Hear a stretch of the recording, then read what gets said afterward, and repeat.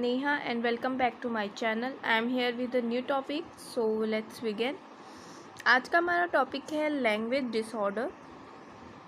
चलिए शुरू करते हैं. लैंग्वेज डिसऑर्डर में हमने अफेजिया को डिस्कस कर लिया था. In this video we will discuss about autism, learning disability, Alzheimer's disease. और ये 3 लैंग्वेज डिजीज़ को हम नेक्स्ट वीडियो में डिस्कस करेंगे. तो चलिए स्टार्ट करते हैं ऑटिज्म से. Autism development disorder characterized by abnormalities in social behaviour, language and cognition. और जो चिल्ड्रन होते हैं ऑटिज्म से, जिनको ऑटिज्म की प्रॉब्लम होती है, वो 14 मंथ की एज से ही आइडेंटिफाई होना शुरू हो जाते हैं. और उनका जो पैटर्न्स होता है इंटरेक्शन का लोगों के साथ, वो नहीं हो पाता है प्रॉपर तरीके से. और उनकी आँखें, लिप्स थोड़ा सा नॉर्मल लोगों की से थोड़ा सा अलग होता है. About half of children with autism fail to develop functional speech. और बोलने में उनके जो स्पीच फंक्शन हैं वो प्रॉपर तरीके से लैंग्वेज को नहीं बोल पाते हैं. ये आप यहाँ पे पिक्चर देख रहे होंगे कि बच्चे का जो लिप्स हैं, आइज़ हैं, फेस जो स्ट्रक्चर होता है, पैटर्न होता है, फेस का जो शेप होता है, वो नॉर्मल लोगों से थोड़ा सा डिफरेंट होता है. और ये जो स्पीच प्रॉब्लम होती है, इक्यूलालिया के नाम से इसका कैरेक्टरिस्टिक्स होता है, जिसमें बच्चे बार बार चीज़ों को रिपीट करते हैं over and over again. Speech they have heard, जो भी उन्होंने सुना रहता है उसको बार बार उसी को रिपीट करते हैं. घंटों रिपीट करते हैं.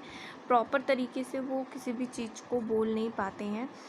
और जो ये रीज़न क्या होता है, बच्चों का जो एबनॉर्मलिटीज़ का ऑटिज़म जिससे शो होता है, वो ब्रेन के बहुत सारे एरियाज़ के डैमेज या उसमें कुछ प्रॉब्लम होने की वजह से ही ये ऑटिज़म जैसी प्रॉब्लम बच्चों को होती है. बेसिकली जो ब्रेन का फ्रंटल और पैराइटल एरिया होता है, लोब होता है, उसमें और उसके साथ ही साथ सेरेबेलम, ब्रेन स्टेम, ये आप देख सकते हो पिक्चर्स में, और कॉर्पस कॉल्सम और बेसिस गैंग्लिया, एमिगडला और हिप्पोकैम्पस, इन सभी पार्ट में प्रॉब्लम होने की वजह से ही ऑटिज़म जैसी डिसऑर्डर्स क्रिएट होते हैं. लर्निंग डिसेबिलिटीज़ वो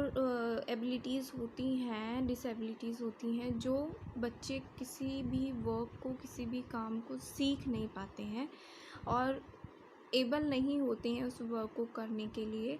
तो उसकी वजह से उन्हें लर्निंग डिसेबिलिटी के नाम से जाना जाता है.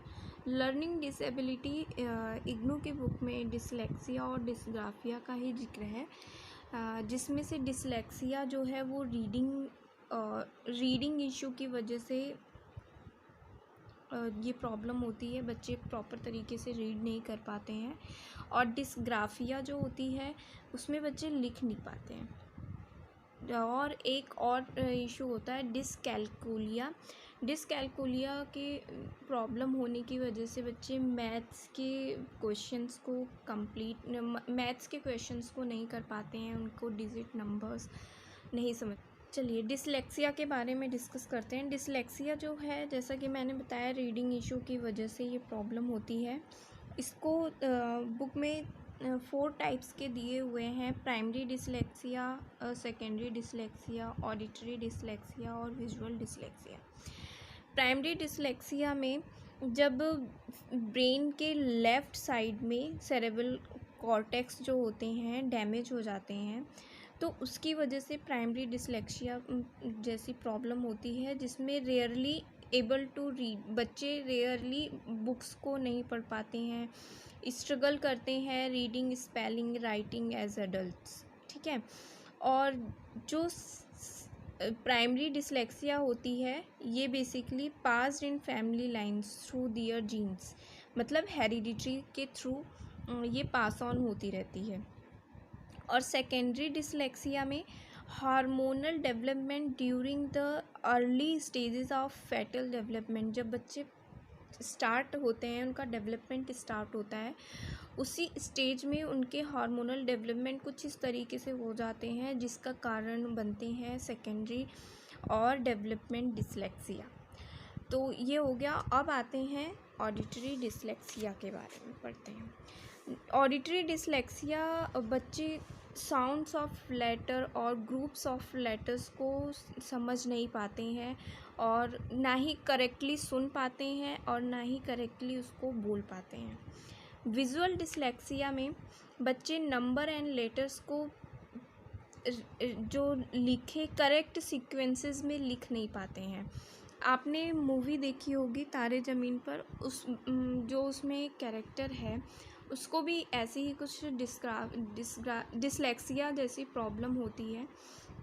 अब आते हैं डिस्ग्राफिया में। डिस्ग्राफिया जो है, इसमें बच्चे डिफ़िकल्टी होती है उन्हें पेंसिल पकड़ने से, इसीलिए ये डिसऑर्डर जो है, डिसेबिलिटी जो है, राइटिंग से रिलेटेड है, क्योंकि बच्चे इसमें पेंसिल और पेन जो भी है उसको अच्छे तरीके से होल्ड नहीं कर पाते हैं और प्रॉपर तरीके से लिख नहीं पाते हैं, जिसको डिस्ग्राफिया डिसऑर्डर के नाम से जाना जाता है। और जो मैथमेटिक्स से रिलेटेड था, डिसकैलकुलिया मैंने बताया था, वो इग्नू के सिलेबस में नहीं है, इसलिए मैंने ऐड नहीं किया है। फॉर जनरल नॉलेज आपको यहाँ पे मैंने बता दिया है। चलिए आप आगे देखते हैं अल्जाइमर डिसीज़। अल्जाइमर डिसीज़ जो है वो ब्रेन डिसऑर्डर की वजह से, ये भी एक ब्रेन प्रॉब्लम की वजह से होती है और ये लैंग्वेज प्रोसेस एबिलिटी को भी इफ़ेक्ट करती है। आप यहाँ पे पिक्चर देख रहे होंगे जिसमें हेल्दी ब्रेन और अल्जाइमर डिजीज़ ब्रेन आपको दिखाई दे रहा होगा, जिसमें जो हेल्दी ब्रेन है उसके कॉर्टेक्स एरिया, सेरेब्रल कॉर्टेक्स सारे फंक्शंस प्रॉपर तरीके से हैं और उसका हिप्पोकैम्पस जो फाउंडेशन करता है न्यू मेमोरीज़ का, वो भी प्रॉपर तरीके है। बट जो अल्जाइमर डिसीज़ ब्रेन होते हैं उनके जो कॉर्टेक्स होते हैं वो सिकुड़ जाते हैं, श्रिंक हो जाते हैं, हिप्पोकैम्पस एवरीथिंग श्रिंक, जिसकी वजह से ब्रेन प्रॉपर तरीके से वर्क नहीं कर पाता है, उसी की वजह से लैंग्वेज एबिलिटी प्रॉब्लम्स भी क्रिएट होने लगती हैं। तो ये थी लैंग्वेज डिसऑर्डर्स जो 3 हमने इस टॉपिक में, इस वीडियो में डिस्कस किया है। नेक्स्ट वीडियो में हम 3 जो बचे हुए टॉपिक हैं उसको डिस्कस कर लेंगे। तो तब तक मेरी वीडियोस को देखते रहिए, घर पे रहिए, सुरक्षित रहिए। Thanks for watching.